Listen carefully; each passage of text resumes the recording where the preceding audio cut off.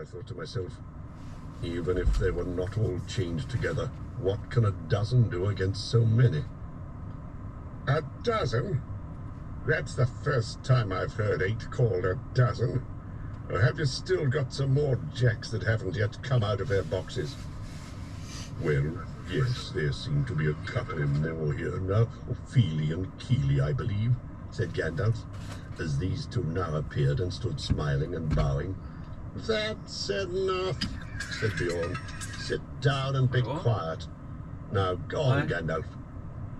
Gandalf went on with the tale until he came to the fight in the dark, the discovery of the lower gate, and their horror when they found that Mr. Baggins had been mislaid. We counted ourselves and found that there was no hobbit.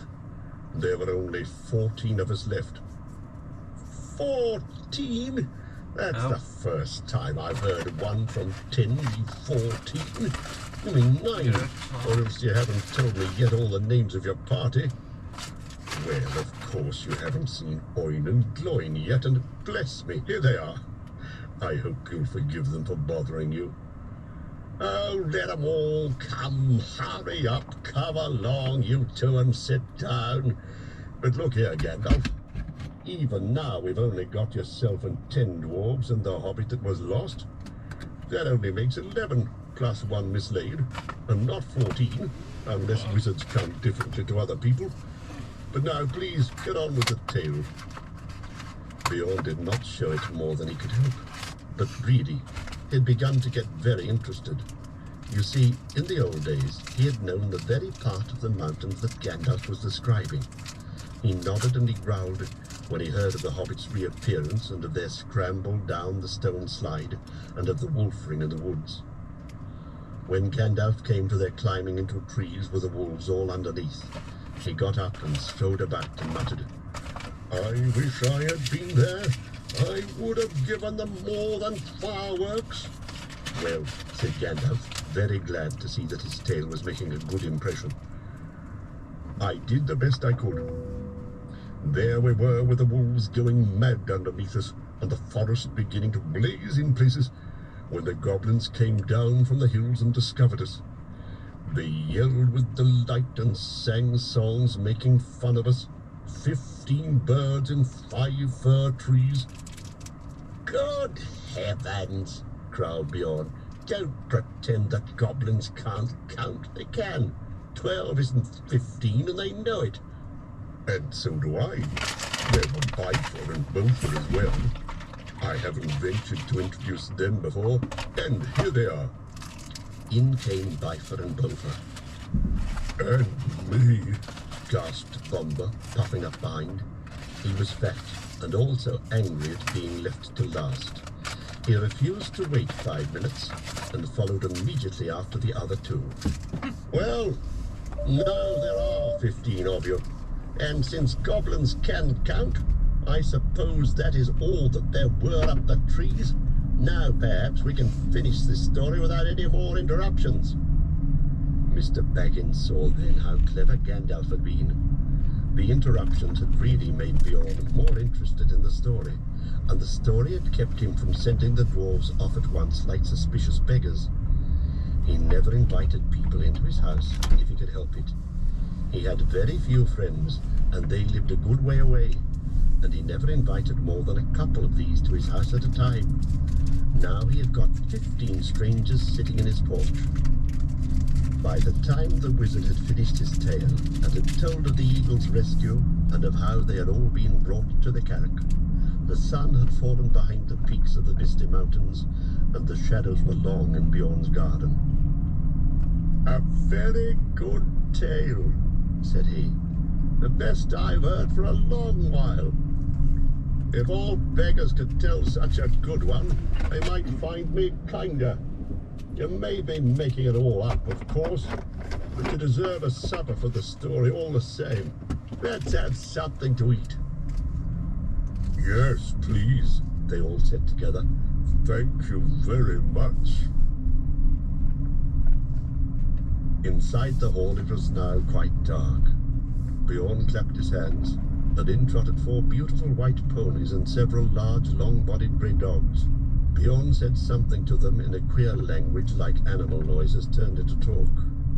They went out again and came back carrying torches in their mouths, which they lit at the fire and stuck in low brackets on the pillars of the hall about the central hearth. The dogs could stand on their hind legs when they wished and carry things with their forefeet. Quickly they got out boards and trestles from the side walls and set them up near the fire. Then "Baa! Baa! Baa!" was heard, and in came some snow-white sheep led by a large coal-black ram. One bore a white cloth embroidered at the edges with figures of animals. Others bore on their broad backs trays with bowls and platters and knives and wooden spoons, which the dogs took and quickly laid on the trestle tables. These were very low, low enough even for Bilbo to sit at comfortably. Beside them a pony pushed two low-seated benches with wide rush bottoms and little short thick legs for Gandalf and Thorin, while at the far end he put Bjorn's big black chair of the same sort, in which he sat with his great legs stuck far out under the table. These were all the chairs he had in his hall, and he probably had them low like the tables for the convenience of the wonderful animals that waited on him. What did the rest sit on? They were not forgotten. The other ponies came in rolling round the drum-shaped sections of the logs, smoothed and polished, and low enough even for Bilbo. So soon they were all seated at Bjorn's table, and the hall had not seen such a gathering for many a year. There they had a supper, or a dinner, such as they had not had since they left the last homely house in the west and said goodbye to Elrond. The light of the torches and the fire flickered about them, and on the table were two tall red beeswax candles. All the time they ate, Bjorn in his deep rolling voice told tales of the wild lands on the side of the mountains, and especially of the dark, dangerous wood that lay outstretched far to the north and south a day's ride before them, barring their way to the east, the terrible forest of Mirkwood. The dwarves listened and shook their beards, for they knew that they must soon venture into that forest, and that after the mountains it was the worst of the perils they had to pass before they came to the dragon's stronghold. Luckily the rain stopped. When dinner was over, they began to tell tales of their own, but Bjorn seemed to be growing drowsy and paid little heed to them. They spoke most of gold and silver and jewels and the making of things by smithcraft, and Bjorn did not appear to care for such things. There were no things of gold or silver in his hall, and few save the knives were made of metal at all. They sat long at the table with their wooden drinking bowls filled with mead. The dark night came on outside. The fires in the middle of the hall were built with fresh logs, and the torches were put out, and still they sat in the light of the dancing flames with the pillars of the house standing tall behind them, and dark at the top like trees of the forest. Whether it was magic or not, it seemed to Bilbo that he heard a sound like wind in the branches stirring at the rafters, and the hoot of owls. Soon he began to nod with sleep, and the voices seemed to grow far away, until he woke with a start. The great door had creaked and slammed. Bjorn was gone. The dwarves were sitting cross-legged on the floor round the fire, and presently they began to sing. Some of the verses were like this, but there were many more, and their singing went on for a long while. The wind was on the withered heath, but in the forest stirred no leaf. Their shadows lay by night and day, and dark things silent crept beneath. The wind came down from mountains cold, and like a tide it roared and rolled.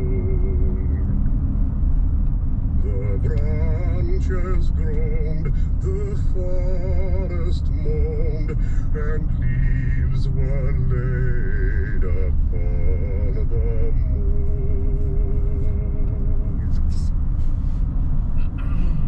The wind went on from west to east, all movement in the forest ceased.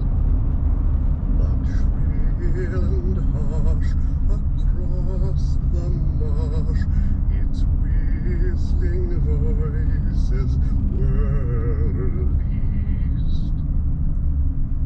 The grasses hissed, their tassels bent, the reeds were rattling, on it went.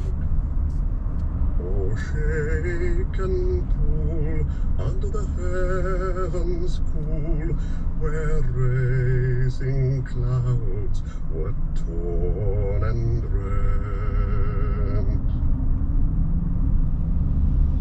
It passed the lonely mountain bare, and swept above the dragon's lair. There, black and dark, lay Boulder's Stark, and flying smoke was in the air. It left the world and took its flight over the white seas of the night. The moon set sail upon the gale, and stars were fanned to leaping high. Bilbo began to nod again. Suddenly up stood Gandalf. "It's time for us to sleep," he said. "For us, but not, I think, for Bjorn. In this hall we can rest sound and safe, but I warn you all not to forget what Beorn said before he left us. You must not stray outside until the sun is up, on your peril." Bilbo found that beds had already been laid at the side of the hall, on a sort of raised platform between the pillars and the outer wall. For him there was a little mattress of straw and woolen blankets. He snuggled time though it was. The fire burned low and he fell asleep. Yet in the night he woke. The fire had now sunk to a few embers. The dwarves and Gandalf were all asleep, to judge by their breathing. A splash of white on the floor came from the high moon, which was peering down through the smoke hole in the roof. There was a growling sound outside, and a noise as of some great animal scuffling at the door. Bilbo wondered what it was, and whether it could be Bjorn in enchanted shape, and if he would come in as a bear and kill them. He dived under the blankets and hid his head, and fell asleep again at last, in spite of his fears. It was full morning when he awoke. One of the dwarves had fallen over him in the shadows where he lay, and had rolled down with a bump from the platform onto the floor. It was Bofur, and he was grumbling about it when Bilbo opened his eyes. "Get up, lazy bones," he said, "or there will be no breakfast left for you." Up jumped Bilbo. "Breakfast?" he cried. "Where's breakfast?" "Mostly inside us," answered the other dwarves, who were moving around the hall. "But what is left is out on the veranda. We've been about looking for Bjorn ever since the sun got up, but there's no sign of him anywhere, though we found breakfast laid as soon as we went out." "Where's Gandalf?" asked Bilbo, moving off to find something to eat as quick as he could. "Oh, out and about somewhere," they told him. But he saw no sign of the wizard all that day until the evening. just before sunset he walked into the hall where the hobbit and the dwarves were having supper, waited on by Bjorn's wonderful animals as they had been all day. Of Bjorn they had seen and heard nothing since the night before, and they were getting puzzled. "Where's our host? And where have you been all day yourself?" they all cried. "One question at a time, and none till after supper. I haven't had a bite since breakfast." At last Gandalf pushed away his plate and jug. He had eaten 2 whole loaves, with masses of butter and honey and clotted cream, and drunk at least a quart of mead, and he took out his pipe. "I will answer the second question first," he said. "But bless me, this is a splendid place for smoke rings." Indeed, for a long time they could get nothing more out of him. He was so busy sending smoke rings dodging round the pillars of the hall, changing them into all sorts of different shapes and colours, and setting them at last, chasing one another out of the hole in the roof. They must have looked very queer from outside, popping out into the air one after another, green, blue, red, silver, grey, yellow, white, big ones, little ones dodging through big ones and joining into figure eights, and going off like a flock of birds into the distance. "I have been picking out bear tracks," he said at last. "There must have been a regular bears meeting outside here last night. I soon saw that Bjorn could not have made them all."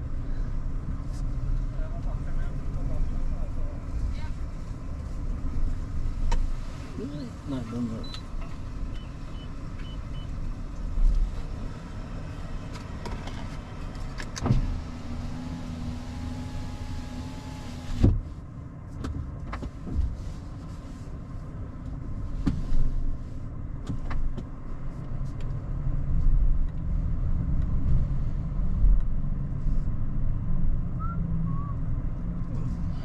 Tight quarters, this garage.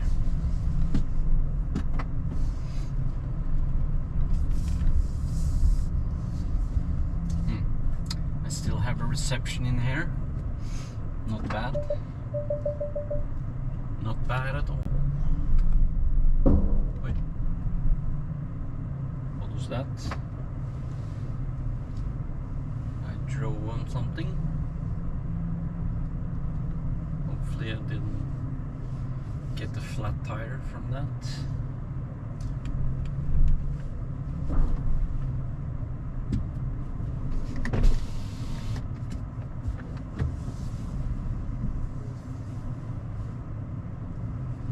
What?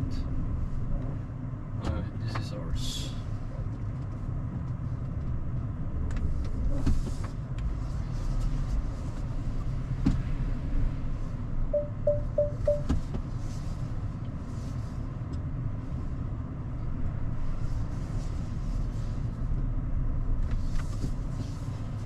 Goddamn, this whole building smells like pine. Not sure what they're doing.